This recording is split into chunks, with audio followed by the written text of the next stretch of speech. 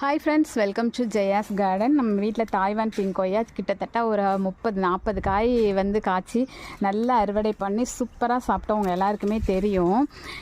இப்போ வந்து இந்த மாதிரி காய்கள் சிறுத்துச்சு அப்படின்னு சொல்லி அன்றைக்கி சொல்லியிருந்தேன். அப்போ எல்லோரும் சொன்னாங்க, காய்கள் சிறுத்துருக்கு அப்படின்னாக்க நிறைய காய்கள் வர்றதுனால அப்படின்னு சொல்லி சொன்னாங்க. நானும் அப்படி தான் நினச்சேன். ஆனால் வந்து நேற்று ஒரு காய் வந்து அவசரமாக பறித்து சாப்பிட்டதில் உங்ககிட்ட வந்து எனக்கு வீடியோ போட முடியல. பறிச்சிட்டு ஒரு கடி கடிச்சிட்டேங்க. நல்ல காய் மேலே உள்ள தோல் மட்டும் சாப்பிட்டேன். நல்லா தான் இருந்தது. அதுக்கப்புறமா இப்படி பார்ப்போம்ல, அப்படி பார்க்குறதுக்காக இப்படி பழத்தை பிக்கிறேன். உள்ளுக்குள்ளே புழுக்கள், அப்படியே ரோஸ் கலரில் அந்த பழ கலர்லேயே புழுக்கள். இப்போ இன்னும் ஒரு பழம் வந்து இன்றைக்கி இருந்துச்சு. சரின்னு சொல்லி கையை வச்சு பிடுங்கலான்னு கையை தாங்க வச்சேன்.